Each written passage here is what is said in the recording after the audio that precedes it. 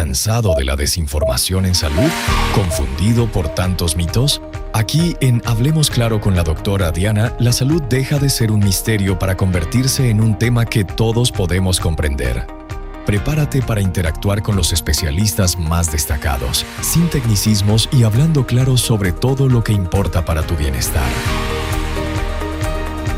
Hola, hola, queridos oyentes y amantes de la vida saludable. Bienvenidos a su programa Hablemos Claro con la doctora Diana. Soy Diana Giraldo, cirujana plástica, subespecialista en oncología. Y hoy, como todos los viernes, estoy feliz porque nuevamente llegó la hora más saludable de toda la semana. Así que súbanle el volumen a su salud. Hoy estoy realmente muy emocionada porque vamos a tocar un tema muy trascendental en la vida de una mujer y de su familia. Vamos a hablar del parto. Vamos a hablar de un tema que envuelve emociones, que envuelve biología, que envuelve decisiones y que, si bien es algo natural, pues realmente no deja de ser complejo, porque alrededor de un parto hay una historia, hay un equipo médico, alrededor del parto existen miedos, existen mitos, existen riesgos, existe una familia que espera, existen sueños. Y es un tema bastante complejo, sobre todo en el departamento del Tolima, donde la cobertura de los servicios de obstetricia es cada vez menor. Y para tratar este tema tenemos alguien bastante reconocido y relevante en el departamento del Tolima, un invitado bastante especial. Hoy estamos con el doctor Jairo López Herrán, un reconocido médico de muchísima trayectoria en el departamento del Tolima. Él es egresado de medicina de la Universidad Javeriana, se especializó en ginecología y obstetricia en el Hospital Militar Central. Hizo una especialización en planificación familiar en la Universidad de Denver, Colorado. Es ginecólogo del Servicio de Ginecología del Hospital Federico Lleras, socio y fundador de la Clínica Tolima, jefe del Servicio de Ginecobstetricia del Seguro Social por más de 10 años. Fue profesor de ginecología en la Universidad del Tolima. Fue además presidente de la Liga de la Lucha contra el Cáncer Seccional Tolima y magistrado fundador del Tribunal de Ética del Tolima. Profesional, magistrado, docente, especialista, subespecialista. Doctor, realmente qué honor para nosotros que usted esté aquí en este programa conversando y sobre todo dándoles su conocimiento, su experiencia y esas enseñanzas de toda esa vida de experiencia que usted tiene en ginecología y obstetricia, y enseñándole a las mujeres todo lo que usted tiene para compartir alrededor de este tema tan trascendental. De verdad, muchas gracias por aceptar la invitación y bienvenido. A usted muchas gracias, mi querida doctora. Espero que este rato sea amable para ustedes y tenga conclusiones y expectativas que llenen todos los campos en que ustedes puedan pensar en un evento tan trascendental como es el embarazo y el parto. Sí, doctor, y me puedo imaginar que con esa hoja de vida y esa trayectoria usted en su vida ha atendido muchísimos partos. Doctor, deme una cifra aproximada de cuántos partos ha atendido usted en su vida. Pues evidentemente sí me he puesto o me puse en ese oficio y hice un cálculo aproximado, yo pienso que menos que más, y logré atender unos 14.000 partos en mi ejercicio profesional.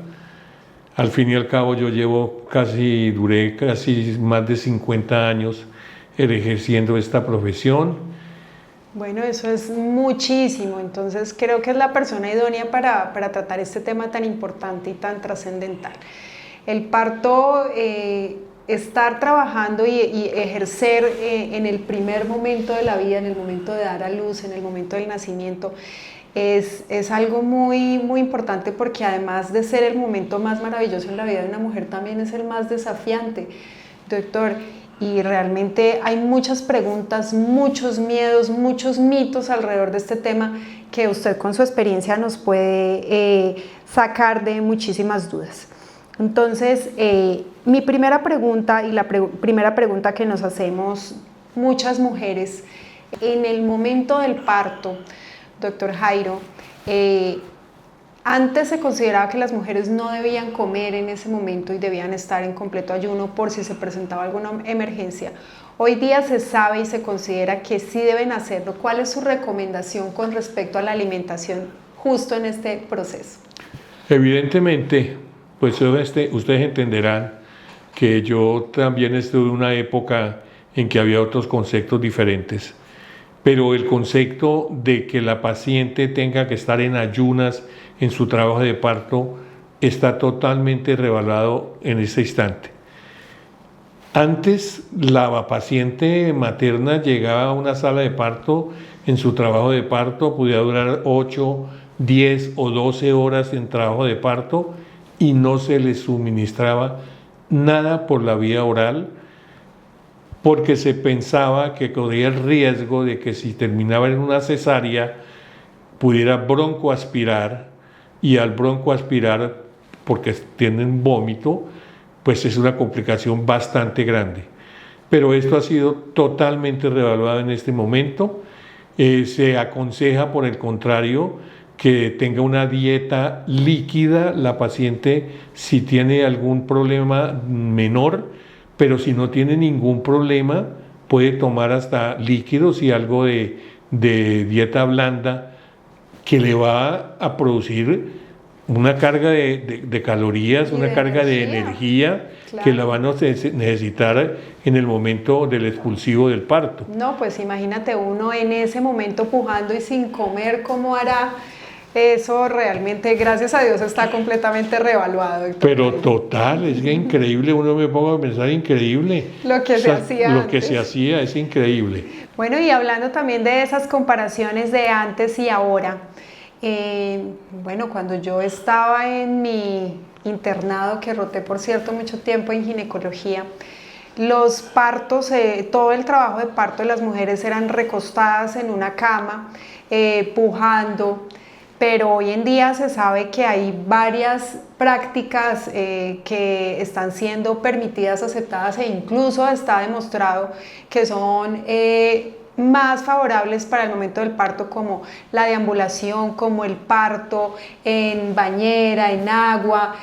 ¿Usted qué opina de esto y cómo lo concibe con respecto a lo que usted vivió antes? También ha evolucionado y muy favorablemente. Evidentemente, anteriormente la materna llegaba, la acostaban en una cama y de ahí en adelante prácticamente no se levantaba sino para ir al baño. Podía estar 8 o 10 horas acostada. Ahora la tendencia es que la paciente se verticalice, que se pare, que pueda caminar. Y en cuanto a el parto en el agua o en la tina, pues se considera una práctica aceptable desde que las personas que lo practiquen tengan la experiencia necesaria para ello. Con respecto, y perdóneme de lo anterior, que hablábamos de la pregunta que me hiciste del acompañamiento existe unas causas evidentes para que no pueda entrar el familiar a la sala de parto, que es muy importante. Si la persona si hay un problema infeccioso, si hay un problema de riesgo de cualquier tipo de enfermedad, indiscutiblemente pues esa persona no debe entrar a acompañar a su familiar. Ese dato es bastante importante porque si bien es un derecho que tiene la madre, pues prima el derecho del niño, del neonato a su salud. Entonces, si la presencia de ese familiar expone a riesgos al neonato, pues lógicamente estaría contraindicado. Importante aclaración. Bueno, y hablemos de ese gran miedo que tenemos todas las mujeres en el momento del parto y por el cual cada vez menos mujeres están buscando la maternidad, y es el miedo a los dolores del parto. Doctor, ¿cómo se manejaban antes esos dolores y cómo se manejan ahora? ¿Y qué considera usted que deben saber las mujeres para que pierdan un poquito ese miedo al parto? Sí, evidentemente, anteriormente el manejo del dolor no era muy actualizado. La paciente empieza con contracciones, es importantísimo para que la paciente asimile el dolor que puede producirle las contracciones, que haya tenido una inducción, que haya tenido una terapia y que haya tenido unas explicaciones claras de lo que le va a pasar. La paciente llega, le han contado, pero ella no sabe lo que le está pasando, lo que le va a pasar, y indiscutiblemente puede entrar en pánico, desequilibrarse totalmente, como muchas veces sucede. El dolor es una cosa natural en el parto. Inicialmente empiezan con contracciones, quiere decir que su útero se pone duro, se contrae la pared del útero. Si la persona se toca el abdomen, sabe que tiene una contracción porque sabe que está duro. Afortunadamente esa contracción pasa, y a medida que pasa el tiempo en un trabajo de parto, la contracción es más larga en duración y más corta en frecuencia, hasta que llega un momento que las tiene cada 2 o 3 minutos ya en las partes finales del embarazo. Está muy relacionado la tolerancia al dolor con el estado emocional y psicológico de la paciente. Por eso el soporte, por eso la educación de que le explique qué va a pasar, pues es importantísimo. Claro que sí, es decir, el famoso parto integral, que no es solo preocuparse por la biología, por la fisiopatología, sino también por la parte emocional y psicológica, que es mandatorio el día de hoy. Total. Ahora, en esto del dolor, pues sí se ha avanzado mucho, y existe lo que es el parto sin dolor con anestesia. Con anestesia, que es una anestesia que se llama peridural, se aplica en la espalda. Hay muchos mitos y muchas cosas con respecto a ese tipo de anestesia, pero es lo que en los sitios avanzados y en los sitios donde hay recursos y en los sitios donde también está el recurso humano, que es el anestesiólogo, es el ideal, indiscutiblemente, y debiera ser así. Doctor, o sea que usted considera que en todos los partos pudiera haber analgesia peridural y no necesariamente con una indicación específica. Claro, no tiene que haber una indicación específica. La indicación la puede pedir es la materna. La indicación la puede dar el estado emocional de ella misma, pero aún sin necesidad de que la materna esté emocionalmente inestable en ese momento, ella tiene el derecho a tener un parto sin dolor, que es con la anestesia peridural. Hay muchos mitos en contra de ello, de que puede quedar paralizado, de que la persona puede quedar mal después de ese tipo de anestesia. De que enlentece el proceso de parto, que disminuye la fuerza. Correcto. Con respecto a que quede paralizado, eso es falso. Como todo procedimiento tiene un riesgo, pero el riesgo en este caso es mínimo, y más cuando se está con manos expertas, que es un anestesiólogo el que le está dando esto. Que el parto en un momento dado, después de que se ponga una peridural, si se demore un poquito más o se le desaparezcan o se le disminuyen las contracciones, evidentemente sí puede ser, pero esa es una cosa que es en los primeros ratos después de la anestesia, y generalmente para evitar eso el obstetra le pone un refuerzo a la paciente con una cosa que se llama oxitocina o pitocin, que es una sustancia que produce contracción del útero para evitar precisamente que el trabajo de parto se paralice. Bueno, qué maravillosa noticia para aquellas mujeres que quieren tener parto natural y le temen al dolor. Pero pues llegó la hora de hablar de esa dualidad o ese debate entre el parto y la cesárea. Hoy en día está muy de moda que las mujeres lleguen pidiendo cesárea, y pues las razones lógicas: el miedo al desgarro, el miedo al daño en el piso pélvico, el miedo a los dolores, que se cree que el parto a través de la cesárea es mucho más seguro para el bebé, en fin. y pues lógicamente evitarnos todo ese sufrimiento y todo ese trauma del proceso de parto. Doctor, ¿usted qué opina y qué consejo le da a las mujeres que quieren tomar esta decisión sin una indicación? Indiscutiblemente lo ideal es el parto por la vía natural. Tiene menos morbilidad que una cesárea como se piensa, sin que la cesárea tampoco sea una cosa de un riesgo que está corriendo la paciente y grande, y más en estos tiempos. Pero lo ideal es el parto por vía natural. Cuando la paciente ya solicita que quiere que su parto se lo haga por cesárea, sin que haya una verdadera indicación médica, pues es una cosa que puede conllevar a problemas en mi pensamiento. Si sucede algo en una cesárea y desafortunadamente se fracasa en alguno de los binomios, la madre o el hijo, perfectamente el marido o el familiar, pienso yo, lo puede demandar a usted porque no había una indicación médica para hacerle esa intervención a la paciente. Entonces yo pienso que eso se hace con mucha frecuencia. Generalmente se busca un motivo, se busca un diagnóstico para justificar, y generalmente el diagnóstico es que la paciente emocionalmente no está en condiciones para afrontar un trabajo de parto. Y esta emoción, esta falta de encontrarse en condiciones, pues también hace que el bebé sufra y puede exponer el riesgo, incluso el bebé a riesgo de hipoxia neonatal. Entonces es una indicación perfectamente aceptable, ¿no es así? Sí, aceptable. Y es que es complicado y el pobre médico también hay veces se ve contra la pared.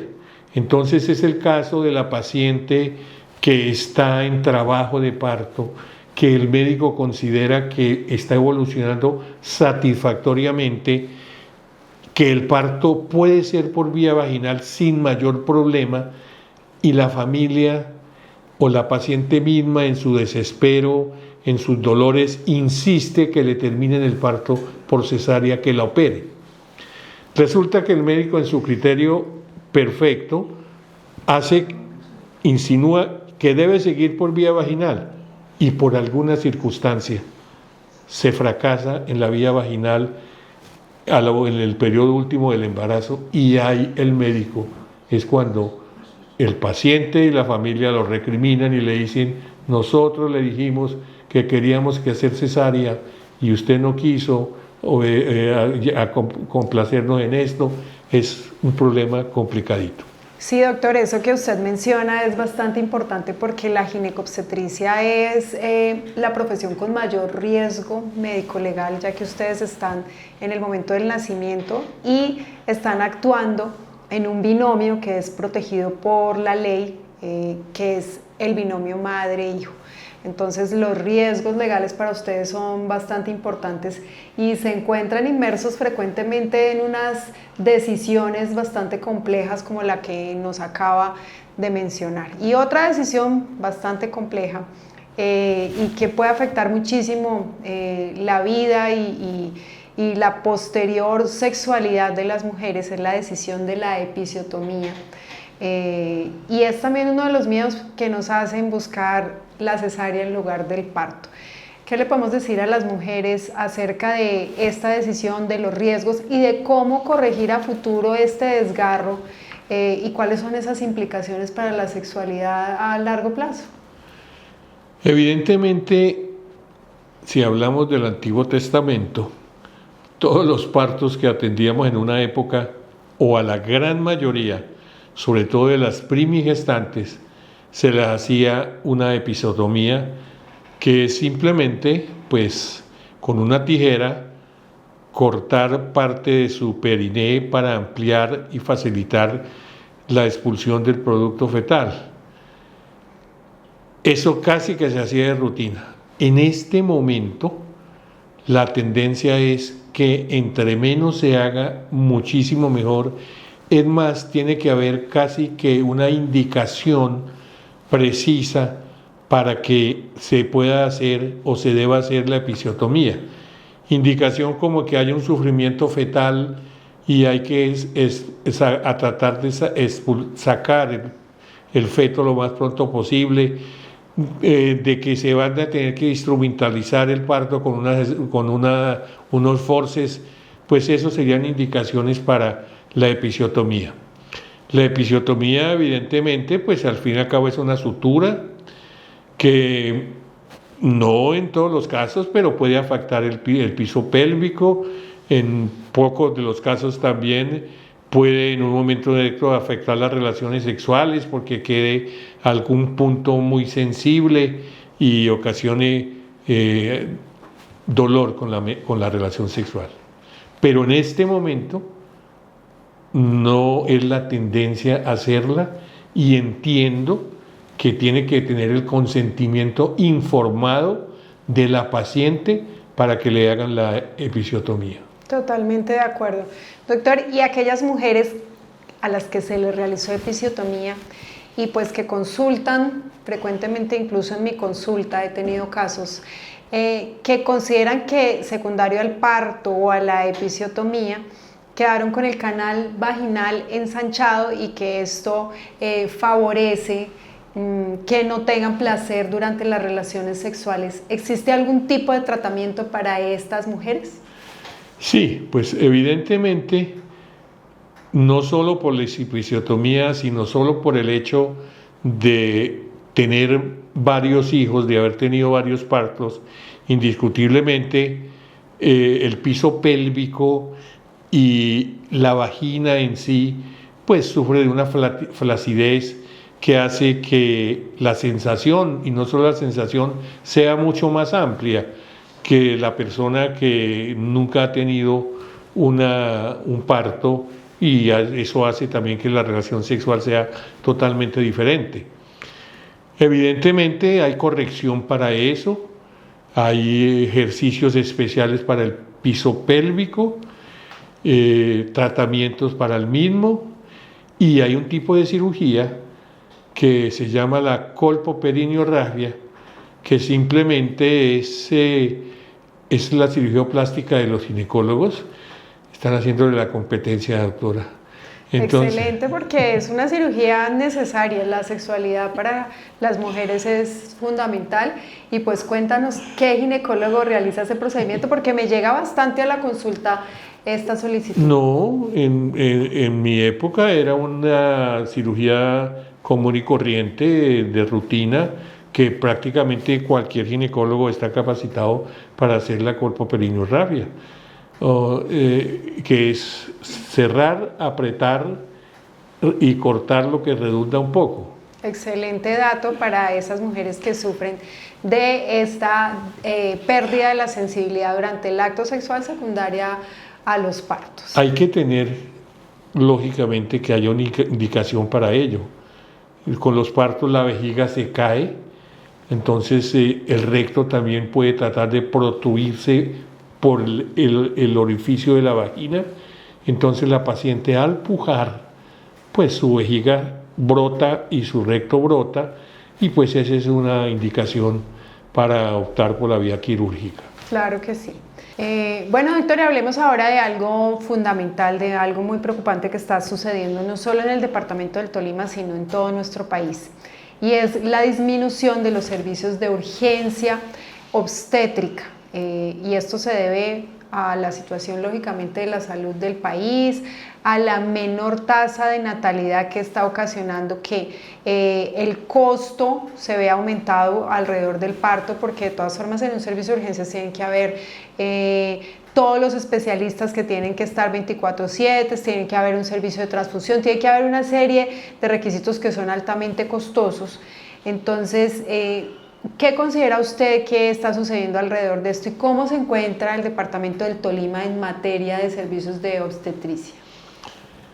Pues es lamentable lo que está pasando, no solo en la salud a nivel nacional, sino en nuestra región también se han cerrado servicios de maternidad. En eso inciden varios pacientes, varias situaciones, perdón. Uno, la situación económica. Las IPS en este momento se les adeuda grandes cantidades de dinero y eso limita completamente que la atención sea en todo nivel la óptima, porque no hay los suministros suficientes, porque no hay la droga suficiente, y eso hace lo mismo con las salas de parto, y el negocio desde el punto de vista económico, siendo franco, deja de ser no solo negocio, sino que ocasiona pérdida a las instituciones. Hay varios fenómenos. La natalidad, el índice de nacimiento se ha disminuido sensiblemente. Es increíble que en una época se luchaba, yo trabajé en Profamilia mucho, en la planificación familiar, hasta hice un curso en Denver, y ahora parece que las cosas funcionaron demasiado bien, y no acuerdo las cifras, pero el índice de natalidad y de nacimiento ha disminuido sensiblemente. Eso hace que el número de partos también haya disminuido sensiblemente en las instituciones. Los programas para evitar el embarazo en las adolescentes también han funcionado muy bien, y ese porcentaje de embarazos en adolescentes se ha disminuido sensiblemente, y eso ha hecho que esos partos que sean de alto riesgo, porque los embarazos en las pacientes adolescentes son de alto riesgo, pues ha hecho que las unidades de cuidado intensivo obstétrico y neonatal no estén funcionando adecuadamente por carencia de recursos, por carencia de pacientes en un momento dado, y que, como tú dices, todo ese tipo de servicios implica un personal profesional increíble, un ginecólogo, un anestesiólogo, un pediatra, una enfermera jefe, unas auxiliares, 24/7. Y si usted no cumple con la norma y pasa algo, la institución tiene su demanda terrible. Entonces son varios los factores para eso. Y hay un factor adicional muy importante, y es que la ley obliga a que, si usted cuenta con un servicio de obstetricia y el paciente no tiene cobertura, no tiene seguro, o la EPS no ha pagado, independiente de eso, la IPS está en la obligación de atender y de brindarle al paciente y al binomio madre-hijo, que hemos dicho que es bastante protegido, todo lo que necesitan. Entonces esto hace que las clínicas estén decidiendo de manera vertiginosa el cierre de los servicios, porque pues no hay institución que aguante, no hay bolsillo que aguante para sostener esto de manera gratuita con la crisis de la salud. Y eso es bastante preocupante. ¿Dónde puede una mujer recibir su bebé o tener su parto en el departamento del Tolima? Pues en este momento la institución bandera es el Hospital Federico Lleras, que indiscutiblemente se encuentra saturado. La Clínica Tolima tenía un servicio de ginecobstetricia excelente. Lo cerró recién. Y desafortunadamente, por todo lo que estamos contando, fue necesario cerrarlo. Medicadis creo que en este momento tiene servicio, pero así que me acuerde, la UNICAT también tiene un servicio de maternidad, pero lo mismo, les deben esta vida y la otra, y por consiguiente siempre están en déficit de atención, con riesgos de demandas por total crisis como estamos en la salud. Bueno, preocupante, esto sí que es bastante preocupante para nuestro departamento y para nuestro país. Ahora es tu momento. Llega la consulta con el experto. Un espacio para resolver dudas sobre tu salud con los especialistas. Bueno, y llegó la hora de los oyentes. Hay una llamada en línea. Hola, buenos días. Mi nombre es Mariana y quiero agradecerles por el espacio que me brindaron para hacerle la siguiente pregunta al especialista. Adelante, Mariana, cuéntanos cuál es tu inquietud. Tengo 26 años, es mi primer embarazo y la pregunta que quisiera hacerle al especialista es ¿qué debo hacer para que mi pareja esté el día de mi parto acompañándome en la sala, ya que para mí es algo muy importante que mi pareja esté en la sala para ayudarme, para tranquilizarme, y creo que es un derecho que todas las mujeres tenemos, que nuestra pareja asista el día de nuestro parto. Pero he escuchado de familiares, amigas, personas muy cercanas que me dicen que muchas veces llegan el día y no lo dejan ingresar. ¿Eso a qué se debe o qué debemos hacer nosotras como mujeres para que lo dejen ingresar? Bueno, qué interesante pregunta, y de hecho, como tú dices, es un derecho que tiene la mujer hoy en día. Mariana, con mucho gusto. Evidentemente, anteriormente no se permitía con mucha facilidad que un familiar o el esposo acompañara a la materna en su trabajo de parto en el momento del parto. Era casi que una cosa ya personal del especialista que lo autorizara. En el momento actual, las pacientes maternas tienen el derecho de que les dejen tener una compañía, sea el esposo, la hermana, la suegra, bueno, la suegra no mía, pero mentiras, la mamá en el momento del parto, para que la acompañen en ese momento tan trascendental y que indiscutiblemente le va a ayudar muchísimo en su labor.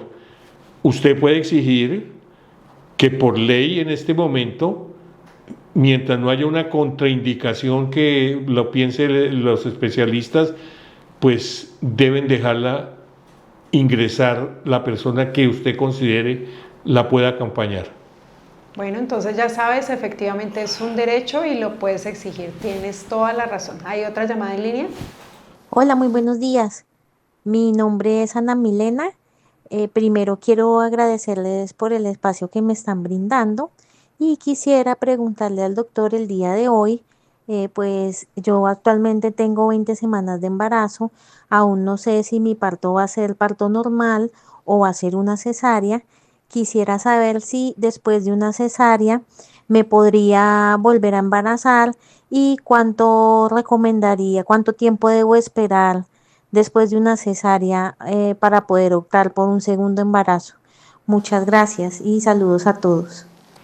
Ana Milena, tu pregunta es muy interesante. Primero que todo debes pensar que lo ideal es el parto por vía natural. No tienes que estar condicionándote desde este momento que de pronto mi parto va a ser por cesárea. Pero en el caso de que por alguna circunstancia e indicación médica fuera por cesárea, pues usted puede esperar generalmente un año para volver a quedar embarazada. El riesgo posterior de una cesárea es que la sutura del útero pueda romperse, pero eso es remoto y no hay que pensar en esas cosas. Pero como te digo, no habría problema. Te hacen una cesárea al año, año y medio, puedes volver a intentar quedar embarazada y a lo mejor ese parto ya no es por vía de cesárea, sino puede ser otra vez por vía, o otra vez no, puede ser por vía natural, según lo que lo evalúe su ginecólogo. A continuación exploraremos la vida y las pasiones de quienes cuidan de nosotros en Más allá de la bata blanca. Bueno, y en esta sección yo quiero aprovechar para hacerte una pregunta obligada, y es que con tanta vida de experiencia, con tantos partos que has atendido como nos contaste, ¿cuál sería esa anécdota más hermosa o más trascendental que tuviste en la atención de los partos? ¿Cuál pondrías en el top 1 de las experiencias que marcaron tu vida en tu vida profesional?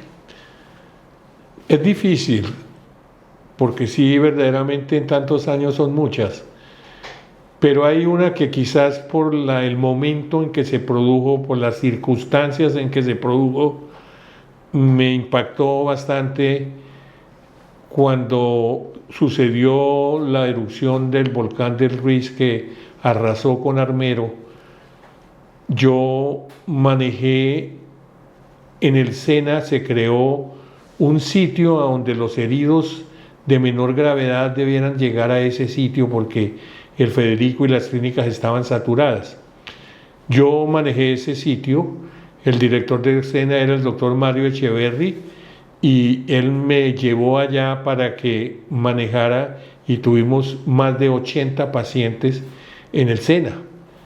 Y entre esos llegó una persona que la traían de armero con su barro en la piel, llegaba y lo primero que hacía, unas monjitas nos ayudaran, en ese entonces era con simplemente una manguera, lavarles el barro, y la señora tenía un embarazo y tenía contracciones de parto. Allí encima de un escritorio, porque ahí no había camas, le atendimos el parto. Fue una niña, eso hace 40 años. Esa niña la bautizaron después con el nombre de Zenaida, porque nació en el SENA. Entonces, por eso se le puso Zenaida. No sé en dónde estará Zenaida. Dios quiera que esté con buen bienestar. Bueno, Zenaida, si nos estás escuchando, si alguien conoce a Zenaida, ya sabes que tu nacimiento, el momento en el que tu mamá dio a luz, es uno de los momentos que marcó la vida del doctor Jairo, entonces sería muy hermoso que Zenaida se comunicara con nosotros en Bésame y que el doctor volviera a saber de ella. Prepara tus sentidos porque está por llegar. Tips de belleza y equilibrio con la doctora Diana. Un espacio en donde exploramos la perfecta sincronía entre lo estético y lo saludable. Bueno, y en esta sección todos sabemos, y las personas que me han hablado de ti, porque se habla de una manera maravillosa de la vida y de el doctor Jairo López. De hecho, quien me lo recomendó fue el doctor Juan Carlos Arbeláez, quien habla bellezas de ti. Y tengo entendido que incluso tú fuiste muy cercano a su padre, quien es un referente y quien es una institución, fue una institución acá en el Tolima y alguien bastante recordado. Y tú tienes muchísimas enseñanzas de vida, eres una persona muy tranquila, muy pacífica, que transmite paz, tranquilidad, amor. ¿Qué nos recomendarías, qué tips de belleza y equilibrio nos puedes dar para esa belleza interior, para esa tranquilidad, para esa paz, para ese equilibrio que emanas y que brota por los poros? ¿Cómo crees que se debe vivir la vida a tu edad? Yo estoy muy agradecido con la vida. Definitivamente. Primero porque llevo un matrimonio de más de 55 años y he sido feliz en el matrimonio. Tengo unos hijos que son exitosos y son excelentes seres humanos. Tengo amigos, no muchos, pero sí son amigos del alma. Entre ellos Juan Carlos Arbeláez. Su padre para mí fue un maestro. Cuando yo llegué joven, recién salido de especialista, él era el obstetra total de moda en Ibagué y fue un profesor para mí. Tú me preguntas quizás por qué yo noto cierto grado de felicidad en mí. Pues, no, emana por los poros. Tú me dices que emana, haces no. chistes, eres feliz, se te nota la felicidad. Pues yo en mi vida, como te digo, fuera de que he tenido lo que he tenido, tuve un ejercicio profesional en que nunca tuve una demanda de nada. Tengo 2 cánceres, uno de ellos de riñón. Fui intervenido en Bogotá, en la Fundación Santa Fe, pues eso hace unos 4 o 5 años. Posteriormente, en un control del cáncer y en una resonancia me salió un tumor de páncreas, un neuroendocrino. Estuve presto a operarme en la fundación. Es una cirugía de altísimo riesgo. sucedieron muchas cosas como mensajes divinos. Me reuní aquí en Clinactec con Juan Carlos, el doctor Juan Carlos Albeláez, y con el doctor Amaya, a quien estimo muchísimo. Estudiaron mi caso, revisaron la historia. Juan Carlos, muy querido, consultó directamente con unos especialistas en Bogotá y dadas las características de la cirugía, mi sobrepeso y convertirme en un paciente de altísimo riesgo, me dijeron la disyuntiva entre operarme en una cirugía bastante riesgosa o quedarme quieto en este momento y que sea lo que Dios quiera. Y así fue hace 3 años. En este momento no me he hecho ningún control y por eso tengo que vivir feliz con la vida, tengo que dar gracias a Dios y trato de que cada minuto de mi vida lo goce plenamente y lo comparta con los que quieran hacerlo conmigo. Bueno, estás en un momento de la vida en la que disfrutas cada día. Es una experiencia fuerte y es una lección muy, muy linda que nos das de que debemos ser felices, porque si bien tú tienes una enfermedad, nadie tiene la vida comprada y nadie sabe en el momento en el que se va a morir, entonces todos debiéramos vivir la vida con esa alegría, esa felicidad que tú tienes. Claro. De verdad te felicito y te admiro mucho. Gracias. Y agradezco muchísimo que estés compartiendo este momento con nosotros, de verdad. Muy amable a ti, muy amable a Juan Carlos, mi querido amigo, muy amable por todo. Bueno, qué momento tan memorable, qué tema tan trascendental.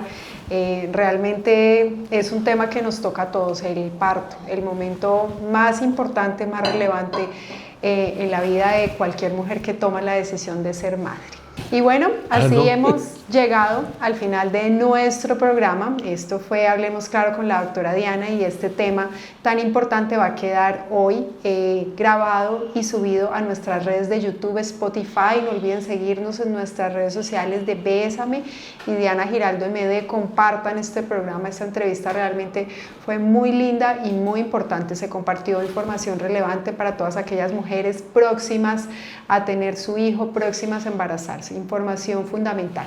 Los espero el próximo viernes a las 11 a.m. en Hablemos Claro con la doctora Diana. Vamos a tener muchos más temas, muchas más entrevistas para compartir información relevante y, como siempre, con especialistas de renombre y personas que tienen el conocimiento para hablar de los temas y para no confundir, para no desinformarse y para hablar claro, como lo solemos hacer aquí en Hablemos Claro con la doctora Diana. Muchas gracias y hasta la próxima. ¿Cansado de la desinformación en salud? ¿Confundido por tantos mitos? Aquí en Hablemos Claro con la doctora Diana, la salud deja de ser un misterio para convertirse en un tema que todos podemos comprender. Prepárate para interactuar con los especialistas más destacados, sin tecnicismos y hablando claro sobre todo lo que importa para tu bienestar.